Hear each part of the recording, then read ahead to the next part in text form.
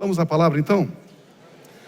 O título é O Deus que provê. Mais uma então, né? Mais uma palavra. O Deus que provê. Esse é o tema. O Deus que provê, o Deus que vê favoravelmente. Aleluia, aleluia. Eu quero ler a história de Abraão, quando Deus prova Abraão, pedindo que ele sacrifique o seu filho Isaque. E o primeiro ponto é o Deus que pede. Sabia disso? Deus pede as coisas para nós. Quando Deus quer realizar alguma coisa sobre a terra, Deus não desce aqui e faz. Não. Ele coloca os planos, os sonhos dele nas nossas mãos e diz: execute isso para mim. E para isso então ele pede as coisas para nós. Deus é um Deus que pede. Vamos ler o texto, por gentileza, a partir do versículo 1. Passado algum tempo, Deus pôs Abraão à prova. Deus testou Abraão, dizendo-lhe: Abraão. Ele respondeu: eis-me aqui. O senhor pode contar comigo, eis-me aqui. Então disse Deus: tome seu filho. Voltando um pouquinho, versículo 1. Abraão respondeu: eis-me aqui, conte comigo. Se Abraão não tivesse dito nada, Deus não continuaria falando com ele. Deus só continuou a falar com Abraão, porque Abraão disse: eis-me aqui. Pastor, faz muito tempo que Deus não fala comigo. Está na hora de você dizer para ele: eis-me aqui.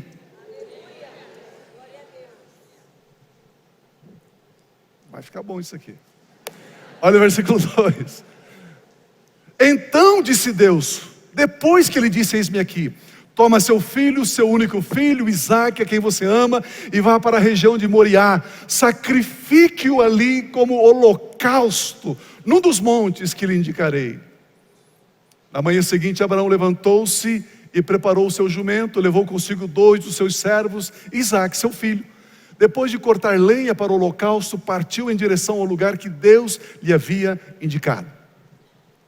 No terceiro dia de viagem, Abraão olhou e viu o lugar ao longe.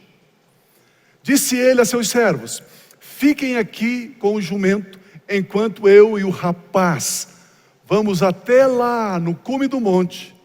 Depois de adorarmos, voltaremos. O que Abraão ia fazer? Ia sacrificar o seu filho. E ele diz: nós vamos adorar a Deus e voltaremos. Eu e o meu filho voltaremos. Olha a sequência. Abraão pegou a lenha para o holocausto e colocou nos ombros do seu filho Isaque.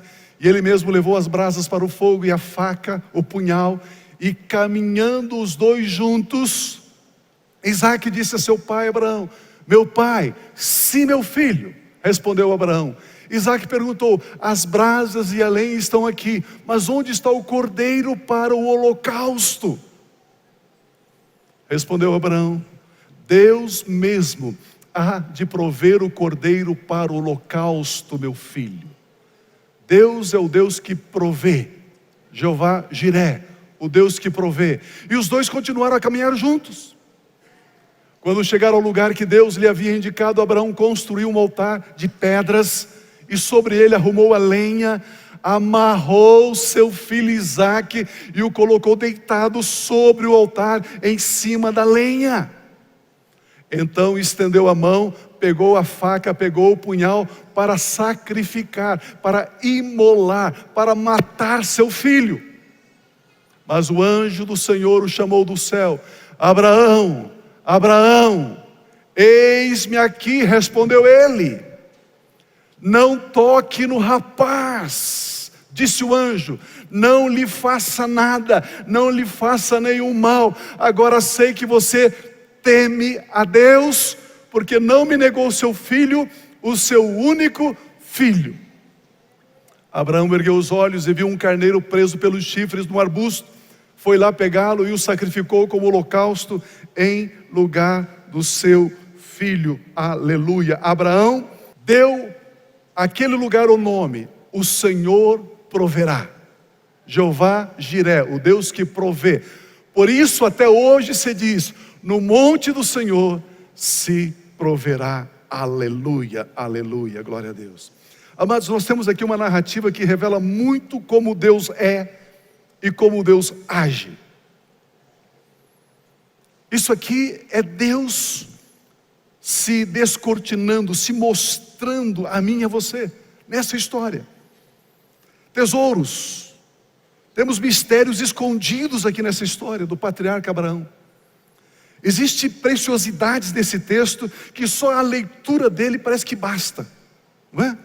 Só ler o texto parece que já começa alguma coisa a queimar dentro da gente, mexer dentro da gente. Vamos extrair, com a graça de Deus, princípios, valores para a minha vida e para a sua vida hoje. Vamos extrair dessa história. Quantos creem que Deus ainda fala hoje?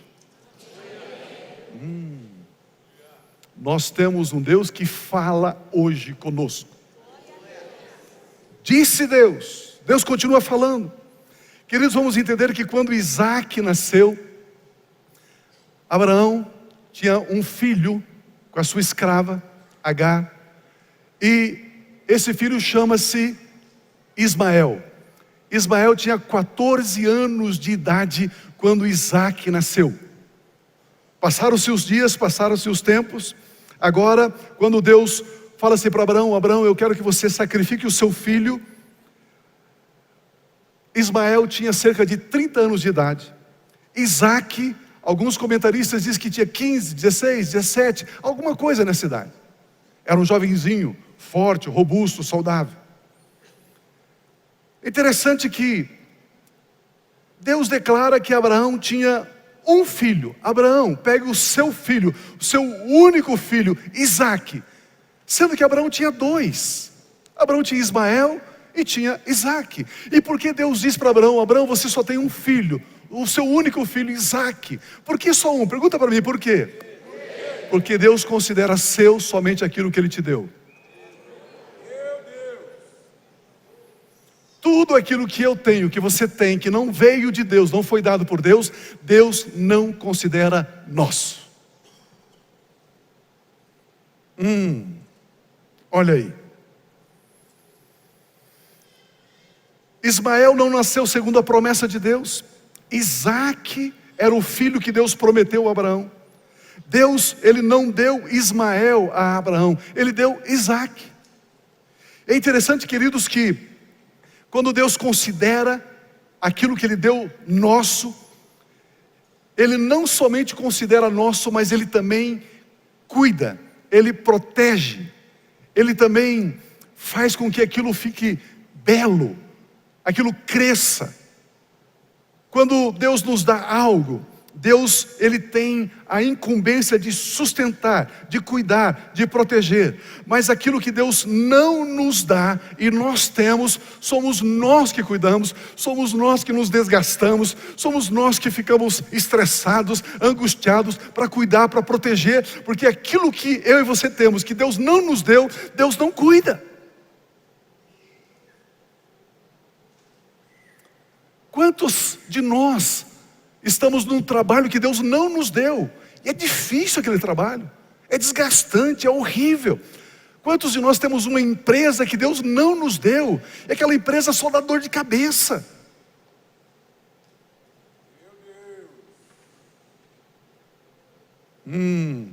Vocês estão comigo ainda?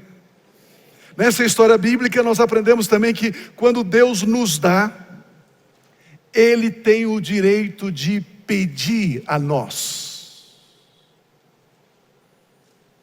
Ele pede. Deus é um Deus que pede.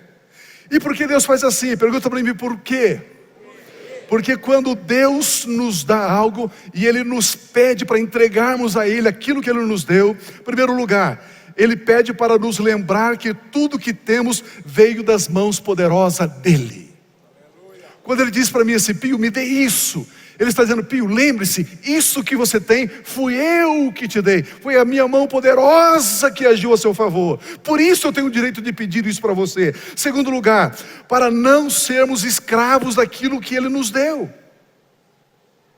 Senão Deus nos dá algo, eu começo a servir, aquilo passa a ser um senhor, passa a ter domínio sobre a minha vida. E Deus diz assim: me entregue isso. Terceiro lugar, para dependermos de Deus e não daquilo que Ele nos deu. 3 razões por que Deus pede. Repetindo: primeiro, para lembrarmos que tudo veio das mãos de Deus. Segundo, para não sermos escravos daquilo que Deus nos deu. Terceiro, para dependermos de Deus e não daquilo que Ele nos deu. Aleluia. Isso mesmo, nós corremos o risco de começarmos a servir o que Deus nos deu, ao invés de servirmos Deus. E deixarmos de servir em amor, em honra, em alegria somente a Ele, Deus. Deus, Ele sempre deve ter a primazia. Ele deve ter a prioridade na nossa vida, sempre, em qualquer momento, em qualquer situação. Ele tem que ser o primeiro. Por exemplo, Deus nos dá um trabalho, um emprego, uma empresa. Ele nos dá algo, e nós louvamos a Deus por isso que Ele nos deu. Pelo emprego, pelo trabalho, pela empresa. E nós começamos a nos envolver tanto com o trabalho, tanto com aquela empresa, tanto com aquele projeto. Começamos a gastar tanto tempo com ele, que essa dádiva, esse projeto, esse trabalho, essa empresa passa a governar as nossas vidas. Nós passamos a servir aquilo que Deus nos deu e não mais Deus. Com o passar do tempo, nós trabalhamos nesse projeto, nessa empresa, e isso passa a ser prioridade para nós e não mais Deus. Deus nos deu a casa da praia. Deus, obrigado pela casa da praia, obrigado pelo apartamento na praia. Deus, muito obrigado. Mas com o passar do tempo, a casa na praia passou a ter prioridade e Deus ficou em segundo plano. O passeio ficou em primeiro lugar. O passeio, as minhas férias têm prioridade sobre Deus, sobre a obra de Deus e sobre o projeto de Deus. E então nós gastamos mais tempo com aquilo que Deus nos deu do que com o próprio Deus. Por isso Ele nos pede. E Deus acaba ficando em segundo lugar na nossa vida. Por isso Deus é um Deus que nos pede aquilo que Ele nos dá. Por que nós dizimamos e por que nós ofertamos? Para declararmos que sabemos que o que temos veio das mãos de Deus. Queridos, é uma declaração: aquilo que eu tenho veio das mãos dele, por isso eu dizimo, por isso eu oferto. Aleluia. Para declararmos que não somos escravos do dinheiro, para declararmos que a nossa dependência é de Deus e não daquilo que Ele nos deu. Amém. Aleluia. Abraão foi provado a entregar Isaque. Por quê? Para ele deixar de adorar e servir a Deus por causa de Isaque. Pense comigo, por gentileza, só um momentinho aqui, para a gente entender isso. Isso é muito sublime, isso é muito importante. Pense comigo. Deus deu Isaque para Abraão. Agora Abraão começa a adorar a Deus por causa de Isaque. Isso está errado. Isso está errado. É interessante que Isaque deve ser fruto, deve ser resultado do serviço, da adoração de Abraão a Deus. Pense comigo. Aqui está Isaque. Agora Abraão começa a adorar a Deus por causa de Isaque. Não. Isaque é resultado do louvor, da adoração, do serviço de Abraão a Deus. E não o motivo da adoração, do serviço, do louvor a Deus. Vocês entenderam? Ficou difícil?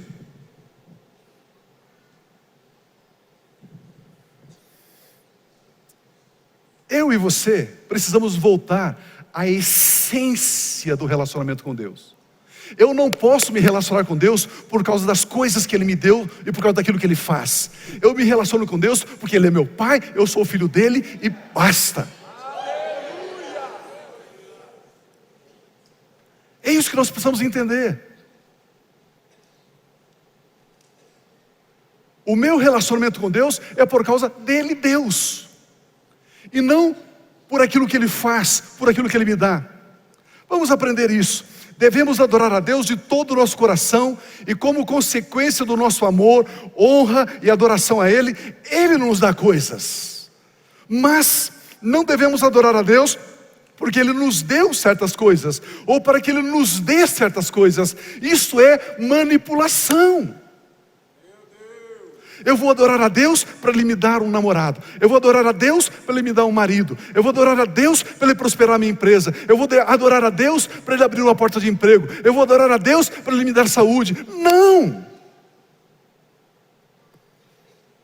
Precisamos entender que entre nós e Deus não pode existir absolutamente nada. Eu adoro a Deus porque Ele é Deus, o meu Pai. Ele me salvou no sangue do Filho dEle. E se Ele não me der absolutamente nada, eu continuo adorando Ele. Porque esta é a essência da adoração. Essa é a essência da nossa comunhão com o nosso Deus. Aleluia! E é por isso que Deus nos pede algumas coisas, porque essas coisas já estão entrando, estão atrapalhando a nossa comunhão com Deus. Eu começo a priorizar aquilo que Ele me deu, ao invés de priorizar Ele. E aí Deus nos pede. Esse exemplo aqui, alguém está enfermo, alguém está doente, mas apesar da sua doença, da sua enfermidade, essa pessoa serve a Deus, ela adora a Deus, ela tem comunhão com Deus, ela ama a Deus. E de repente Deus a cura daquela doença, daquela enfermidade. Agora então ela vai adorar a Deus por causa da cura? Não, ela já estava adorando a Deus mesmo sem a cura. Queridos, existe algo mais sublime na vida cristã, algo mais nobre, algo mais profundo. Por isso que Abacuque diz: ainda que a nossa plantação, a oliveira, não tenha mais os seus frutos, a videira não produz mais os seus frutos, ainda que os animais, o gado seja roubado do curral, ainda que absolutamente tudo ao meu redor é negativo, mesmo assim eu me alegro no Deus da minha salvação, porque a minha alegria em Deus está por Ele ser o meu Deus, e não pelo que Ele faz. Aleluia. Jesus Cristo foi morto para que pudéssemos ter acesso a Deus, e não às coisas que Deus tem.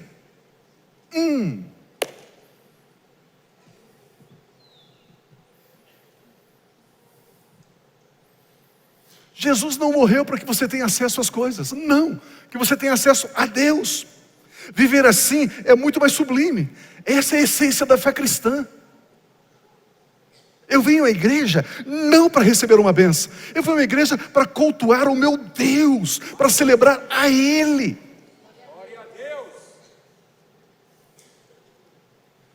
Voltando à essência da adoração, a essência da nossa fé. Esta é a razão porque Deus nos pede coisas que Ele nos dá, para manter o nosso foco somente nele, aleluia. Não amo e não adoro a Deus pelo que Ele me deu. Amo e adoro a Deus porque Ele é totalmente digno de honra, Ele é digno da minha gratidão, Ele é digno do meu amor, Ele é digno do meu serviço. Por isso, o que eu tenho é resultado do meu amor e da minha adoração a Ele, e não a minha honra, a minha adoração é resultado do que Ele me deu. Aleluia. Podemos aprofundar um pouquinho mais? Vamos imaginar que suba alguém aqui e diz: eu tenho um testemunho, aqui estão os exames, eu estava com uma doença X, sei lá, um câncer, assim, o médico disse que eu tinha só 6 meses de vida e tal, vim aqui na igreja, e os irmãos oraram comigo e tal, já se passaram um ano, tem os exames aqui, eu não tenho mais câncer. O que nós faríamos? Aleluia, glória a Deus, louvado seja o Senhor, de fato Deus opera, Deus age. Ok, vamos imaginar um quadro. Uma pessoa sobe aqui com os exames e diz: eu estive no médico, e o médico disse que eu tenho um câncer, no máximo 6 meses de vida. 6 meses eu tenho de vida. Mas eu tenho um texto bíblico que diz que Jesus levou sobre si as nossas dores, as nossas enfermidades, pelas suas chagas e pisaduras eu estou curado. Irmãos, eu estou nessa palavra. Nós iríamos aplaudir, iríamos nos alegrar, como no primeiro testemunho?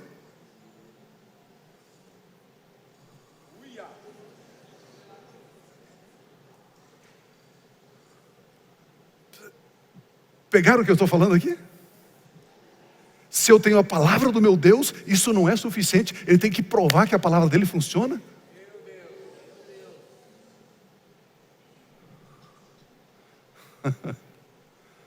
Ei, nós estamos crescendo, amém? Deus está nos levando para algo sublime. Nós estamos crescendo, amados. Nós estamos amadurecendo. Deus não compra o nosso amor, Ele não compra a nossa honra, o nosso serviço, a nossa adoração, a nossa gratidão. Deus não compra. Vamos continuar com a história de Abraão e Isaque, versículos 3 e 4. Na manhã seguinte, Abraão levantou-se e preparou o seu jumento, levou consigo 2 dos seus servos, Isaque seu filho. Depois de cortar lenha para o holocausto, partiu em direção ao lugar que Deus lhe havia indicado. No terceiro dia de viagem, Abraão olhou e viu o lugar de longe. Tem outra versão que diz assim: de madrugada levantou-se. Isso significa que Abraão prontamente seguiu as instruções dadas por Deus. Prontamente. Deus disse, faça-se. Ele disse, sim Senhor, eu vou fazer. Prontamente, não questionou. Então eles caminharam por 3 dias. 3 dias. Esses 3 dias foram dias muito difíceis para Abraão. Só ele, Abraão, sabia que ele iria sacrificar, imolar, matar o seu filho. 3 dias.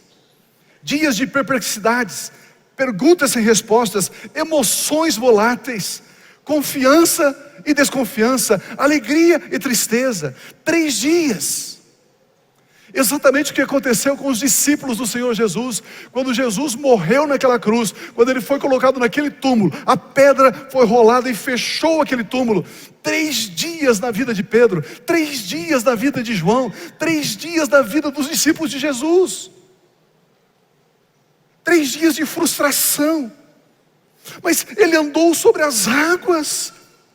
Eu, Pedro, andei sobre as águas. Eu vi ele abrir os olhos dos cegos. Eu vi ele purificando os leprosos. Eu fui o garçom que serviu o pão e o peixe que ele multiplicou. E agora ele está morto.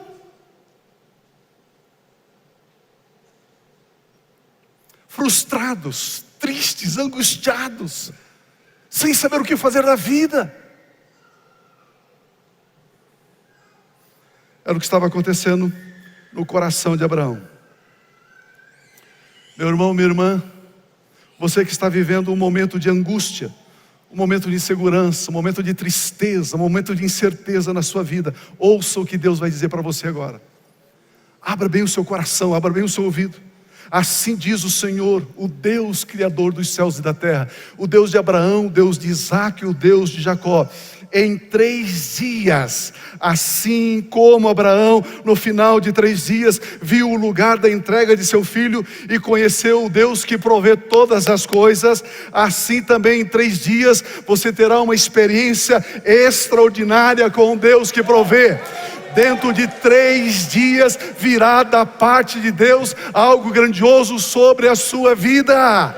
Creia nisso. Você vai ter um encontro com Deus que provê todas as coisas, com Jeová Jiré. Em 3 dias Ele vai tirar você lá de baixo e vai colocar você lá em cima. Ele vai tirar você lá de trás e vai colocar você lá na frente. Ele muda a sua história, Ele muda a sua sorte. Em 3 dias Ele vai tirar suas vestes de tristeza, de angústia, de lamento, e vai colocar sobre você vestes de alegria, vestes de louvor, vestes de júbilo, vestes de salvação, diz o Senhor Deus Todo-Poderoso.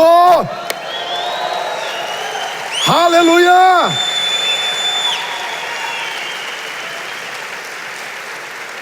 Em 3 dias virá uma mudança gigantesca sobre a sua vida, meu irmão, sobre a sua vida, minha irmã. Você que crê, você que recebe essa promessa divina, você vai começar uma nova história na sua vida. Prepara-te, prepara-te. Dê aquilo que o Senhor está pedindo a você, e entregue a Ele aquilo que Ele está pedindo, e será dado a você uma boa medida, calcada, sacudida, transbordante. Vão depositar nas suas mãos, vão depositar nos seus braços. Creia, receba, será assim, porque assim está dizendo o Senhor Deus Todo-Poderoso. Aleluia. 3 dias. 3 dias. Aleluia. Creia, receba. Creia, é algo glorioso, é algo grandioso que Deus acabou de liberar sobre a sua vida. Aleluia. Meu Deus. O verso 5, a história continua. Eles chegaram na base do monte, e temos aqui uma grande revelação. Versículo 5 diz: disse ele aos seus servos: fiquem aqui com o jumento, enquanto eu e o rapaz vamos até lá. Depois de adorarmos a Deus, nós voltaremos. Queridos, Abraão diz assim: vocês que são servos, vocês não podem adorar.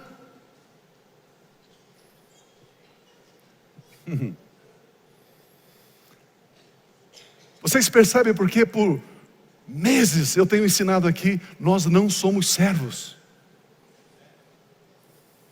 nós somos reis e sacerdotes. Precisamos entender isso.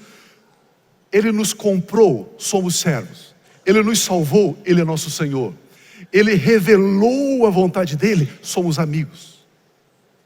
Ele nos deu o espírito de adoção, somos filhos. Percebe o degrau, percebe? Você foi comprado, você é servo. Ele te salvou, Ele é teu Senhor. Ele revelou o coração dEle, e aí você é amigo dEle. E agora então, Ele te deu o espírito de adoção, agora você é filho. Jesus passa a ser o seu irmão mais velho. E é aquele irmão mais velho forte. É aquele irmão mais velho que nunca perdeu uma batalha. É aquele irmão mais velho que sempre está com você.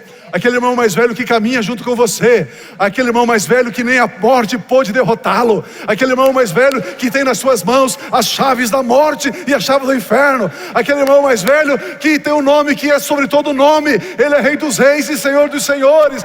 E que foi do agrado do Pai que no nosso irmão mais velho, chamado Jesus Cristo de Nazaré, habitasse toda a plenitude da divindade. Aleluia! É Ele.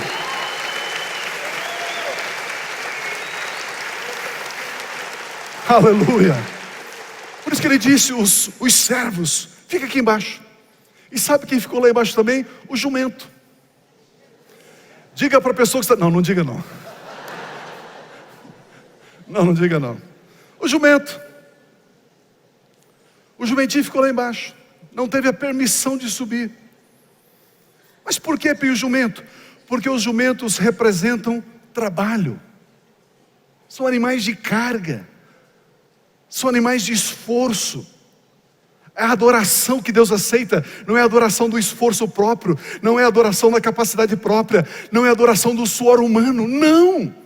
A adoração que Deus recebe, minha e sua adoração, é a adoração feita através de Cristo Jesus, com base no sangue da nova aliança, com base no sangue de Cristo. A nossa adoração não é pelo nosso esforço. Nós não vamos conquistar Deus pelo nosso esforço, mas pela obra do seu Filho Jesus Cristo. Somente aqueles que se aproximam do Monte Santo da adoração, na mais profunda dependência de Deus, é que são aptos para adorar. Jesus Cristo disse: Deus procura verdadeiros adoradores que adoram em espírito e em verdade. Não com o seu desempenho, não com a sua capacidade, não, mas no espírito. Aleluia. Deus é o Deus que provê. Segundo lugar, segundo pensamento, para vocês trabalharem essa semana no seu grupo familiar. Aqui Deus se revela como Jeová Jiré, o Deus que provê. É por isso que Deus proveu o cordeiro para o sacrifício. A oferta que eu e você ofertamos, é Deus que proveu a oferta para nós. O dinheiro que nós dizimamos, foi Deus que proveu o dinheiro. Precisamos entender isso, amados. A fé que curou, que levantou o enfermo, foi Deus que proveu a fé. A alegria de viver, foi Deus que proveu. A plenitude de paz, foi Deus que proveu. Tudo que damos a Deus, foi Deus que nos deu antes para nós. Ele pediu Isaac para Abraão, porque quem deu Isaac para Abraão foi Deus. Foi Deus. E Deus jamais pede para mim e para você, sem que antes Ele nos dê. Mas eu e você precisamos reconhecer que foi Ele quem deu. Nos versos 6 a 8 diz: Abraão pegou a lenha para o holocausto, colocou nos ombros do seu filho Isaque. Portanto, Isaque não era um bebê. Ele sobe a montanha, ele é um tipo de Cristo que carregou a cruz. Ele sobe a montanha com a lenha nas costas, e ele mesmo levou as brasas para o fogo e a faca, e caminhando os dois juntos. Isaque disse: seu pai, meu pai. Sim, meu filho, respondeu Abraão. Isaque perguntou: as brasas e a lenha estão aqui, mas onde está o cordeiro para o holocausto? Respondeu Abraão: Deus mesmo há de prover o cordeiro para o holocausto, meu filho. E os dois continuaram a caminhar juntos. Isaque sabia que para se oferecer um sacrifício, um holocausto, era necessário alguns elementos: o fogo, a lenha, o cutelo, a faca e o próprio animal para o sacrifício. Isaque percebeu que não tinham trazido o cordeiro para o sacrifício, e ele então inquieto diz: papai, será que o senhor não esqueceu algo? Papai, está faltando a oferta. O animal para o sacrifício está faltando, papai. No verso 8, Abraão então dá a resposta da fé, a resposta da dependência, a resposta da confiança. Deus mesmo há de prover o cordeiro para o holocausto. Deus vai prover, meu filho. Diga comigo, por gentileza: Deus mesmo há de prover o cordeiro para o sacrifício. Deus mesmo há de prover a saúde para o meu corpo. Deus mesmo há de prover a paz para o meu lar. Deus mesmo há de prover a solução para os meus negócios, porque o meu Deus é o Jeová Jiré, porque meu Deus é o Deus que provê. Aleluia, aleluia. Aplauda Ele se você crê. Aleluia, sim, Senhor. É interessante que quando Isaque faz essa pergunta: papai, aonde é que está o cordeiro para o sacrifício? Abraão não sabia dizer: filho, o cordeiro está ali. Ele não sabia. Ele diz: Deus vai providenciar. E se nós olharmos ao longo da história bíblica, da história do Velho Testamento, Moisés, o maior legislador da raça humana, ele não pôde responder para Isaque onde estava o cordeiro. Davi, o doce dos salmos, o homem segundo o coração, não pôde responder para Isaque onde estava o cordeiro. O próprio Samuel, o juiz cujas palavras jamais se deixaram de cumprir, não pôde responder para Isaque onde estava o cordeiro. Salomão, o homem mais sábio da terra, não pôde dizer para Isaque onde estava o cordeiro. Não. Nós não encontramos a resposta também nos lábios de Jeremias, de Isaías, de Daniel, de Ezequiel, de Amós, de Joel, de Obadias, de Abacuque, de Naum, de Miqueias, de Sofonias, de Ageu, Zacarias, Malaquias. Ninguém conseguiu responder a pergunta de Isaque: aonde estava o cordeiro? Ninguém dos nascidos de mulher era grande o suficiente para responder a pergunta de Isaque. Mas a palavra de Deus diz que certo dia alguém nasceu. Esse alguém era suficientemente grande, porque ele foi ungido com o Espírito Santo desde o ventre da sua mãe. Ele é a voz do que clama no deserto. Ele é aquele que pôde responder a pergunta que estava aberta por séculos sobre a história da humanidade. Alguém que Deus ungiu. Isso mesmo, João Batista. Em João capítulo 1, versículo 29, João Batista grita dessa forma. No dia seguinte, João viu Jesus aproximando-se e disse: vejam, olhem, esse é o Cordeiro de Deus. Isaque, aqui está o Cordeiro de Deus. Isaque, aquele que você perguntou para o seu pai e ninguém pôde dizer onde estava o Cordeiro de Deus. Aqui está, eis o Cordeiro de Deus que tira o pecado do mundo. Aleluia. Aqui está. Meu Deus. Queridos, a história da entrega de Isaque por seu pai Abraão continua nos versos 9 a 12. Quando chegaram ao lugar que Deus lhe havia indicado, Abraão construiu um altar. Sobre ele arrumou a lenha, amarrou seu filho Isaque e o colocou sobre o altar em cima da lenha. Olha o versículo 10. Então estendeu a mão, pegou a faca para sacrificar seu filho. Mas o anjo do Senhor o chamou do céu: Abraão, Abraão, eis-me aqui, Senhor. Respondeu ele: não toque no rapaz. Outra versão diz: não faça nenhum mal ao rapaz. não lhe faça nada. Agora sei que você teme a Deus. Ele não disse, agora eu sei que você obedece a Deus. Ele não disse, agora eu sei que você ama a Deus. Ele diz, eu sei que você teme a Deus. Uau! Hoje, qualquer profissional da educação, psicólogos, psiquiatras, teriam apedrejado Abraão. Como?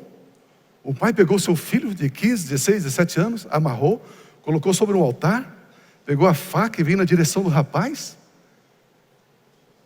Quem é que vai curar o trauma desse rapaz agora? Quem é que vai curar as emoções desse rapaz agora? Que loucura! Esse rapaz vai acordar de madrugada gritando, meu pai quer me matar, meu pai quer me matar.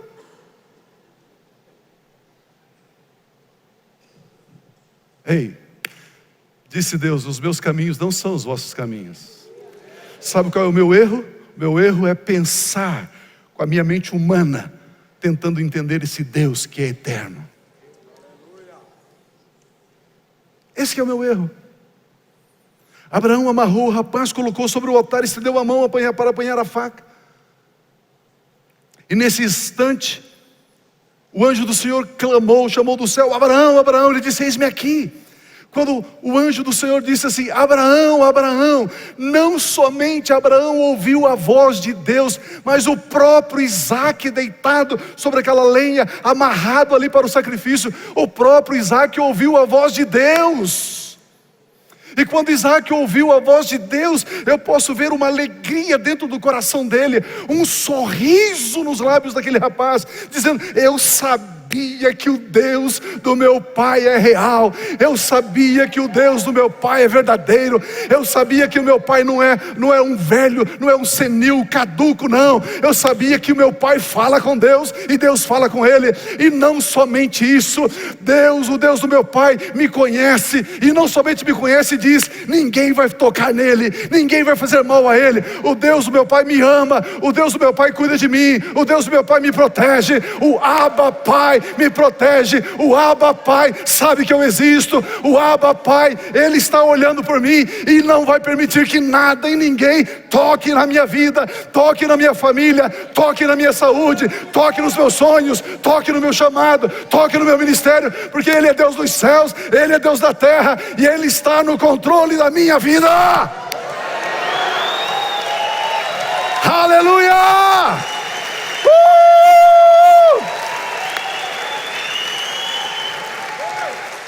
Meu Deus!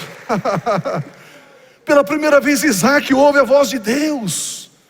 Uau, Deus existe. Isaac não somente ouve a voz de Deus, mas ele escuta Deus dizendo, não toque nele. Não toque nele. Meu irmão, minha irmã, não fique ansioso, não se preocupe. Deus está liberando essa palavra sobre a sua vida. Não toque nela, não toque nele. Ele é meu filho amado, ela é minha filha amada. Não toque nele. Não toque nos meus ungidos, diz o Senhor. Aleluia. Não toque nos meus filhos, diz o Senhor. Amados, temos aqui uma revelação profunda.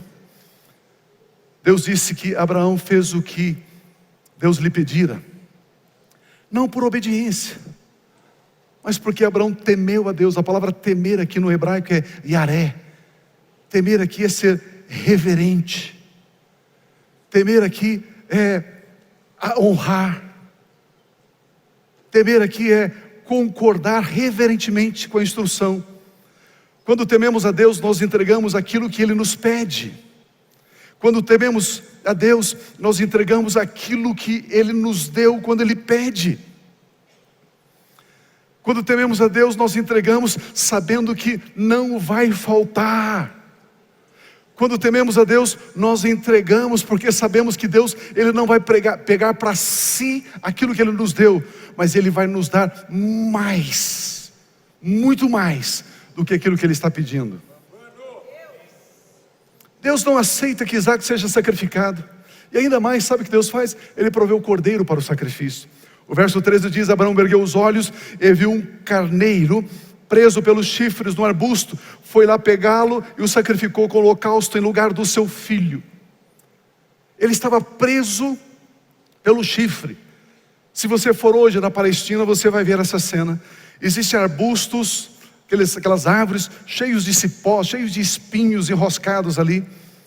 E quando começa o tempo da estiagem, não tem chuva por meses, a área onde tinha grama, alguns capins, alguma pastagem vai secando, mas ainda debaixo daqueles arbustos, ainda tem um pouco de umidade, ainda fica ali algumas folhinhas verdes, alguns capinzinhos verdes. E as ovelhas, os carneiros, eles vão enfiando a cabeça debaixo daquelas plantinhas, daqueles arbustos, para comer o que está ali. E muitas vezes o carneiro entra ali e ele não consegue tirar o chifre, fica preso, aquele emaranhado de cipós, de espinhos, de coisas. E era exatamente assim que estava aquele carneiro. E quando Abraão e Isaac vão lá tirar o carneiro, eles tiveram que arrancar o carneiro ali. E quando eles olharam, aquele carneiro tinha no seu chifre, sobre a sua cabeça, uma coroa de espinhos.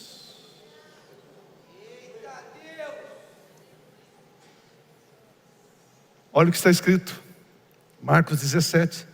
Vestiram-no com um manto de púrpura, depois fizeram uma coroa de espinho e colocaram na cabeça de Jesus. Eis o Cordeiro de Deus. Amados, a Bíblia é perfeita. Ela é perfeita. Uau! E por que surgiram os espinhos? A Bíblia diz em Gênesis 3,18, quando Deus expulsa Adão e Eva do Éden, Ele amaldiçoa a terra dizendo: a terra lhe dará espinhos e ervas daninhas, e você terá que alimentar-se das plantas do campo. Os espinhos vieram como maldição por causa do pecado. A coroa que Jesus recebe é feita de espinhos, é feita da maldição da terra. Ao receber a coroa de espinhos, Jesus quebra, Ele retira toda a maldição da vida daqueles que temem e servem a Deus. Por isso que não existe mais maldição sobre a sua vida, meu irmão, minha irmã. Ele levou sobre si as nossas maldições na cruz do Calvário. Quando Abraão ergueu os olhos e viu esse cordeiro preso pelo chifre, cheio de espinhos, cipós, um emaranhado na cabeça, no chifre desse cordeiro, simbolizando a coroa que Jesus Cristo levaria um dia na sua cabeça. Por meio de Jesus Cristo, toda a maldição foi removida daqueles que creem e amam a Deus. O versículo 14 diz: Abraão deu àquele lugar o nome de o Senhor proverá. Por isso até hoje se diz: no monte do Senhor se proverá. Aleluia, aleluia, aleluia, aleluia. Mateus capítulo 1, versículo 20. Depois de ter pensado nisso, José, apareceu um anjo do Senhor, José, esposo de Maria. Em sonho disse: José, filho de Davi, não tema receber Maria como sua esposa, pois o que nela foi gerado procede do Espírito Santo. Próximo versículo. Ela dará à luz um filho, e você deverá dar-lhe o nome de Jesus, de Yeshua, porque ele salvará o seu povo dos seus pecados. Aleluia, aleluia, aleluia. Marcos capítulo 15, versículo 22. Levaram Jesus a um lugar chamado Gólgota, e quer dizer lugar da caveira, lugar do sacrifício. Próximo. Então lhe deram vinho misturado com mirra, mas ele não bebeu. E o crucificaram, dividindo as roupas dele, tiraram sorte para saber com o que cada um iria ficar. Era 9h da manhã quando o crucificaram. E assim estava escrito na acusação contra Jesus: o rei dos judeus. Com ele crucificaram 2 ladrões, um à sua direita e outro à sua esquerda. Versículo 28. E cumpriu-se a escritura que diz: ele foi contado entre os transgressores. Jesus é a nossa Páscoa. Aleluia. A Páscoa aconteceu quando o povo de Israel estava no Egito. E viu o anjo da morte, e mataria o primogênito de cada casa. Deus diz: Eu quero que você sacrifique um cordeiro, pegue o sangue. Imagina aqui uma porta. Pegue o sangue desse animal, passe nos umbrais das portas, passe aqui e passe aqui.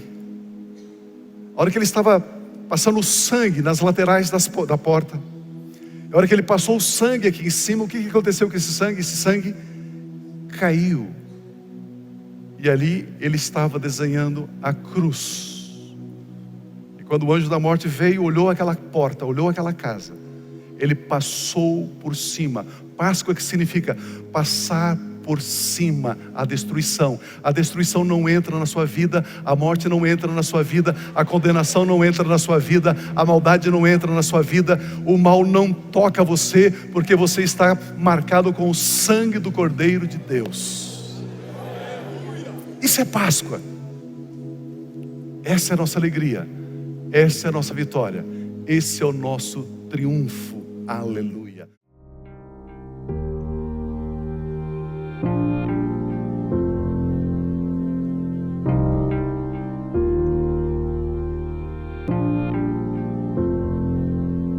Não tem nada a ver com o que temos ou com o que fazemos, tem a ver com o que somos. A mesma vida que Jesus tem, a mesmíssima, a mesma natureza, a mesma essência, a mesma vida, a vida incriada, o Zoe, a vida eterna, a mesma vida Deus colocou dentro de você. E você avança com absoluta certeza e segurança, porque você sabe quem você é. E quando você sabe quem você é, e quando você é maravilhoso. Como é bom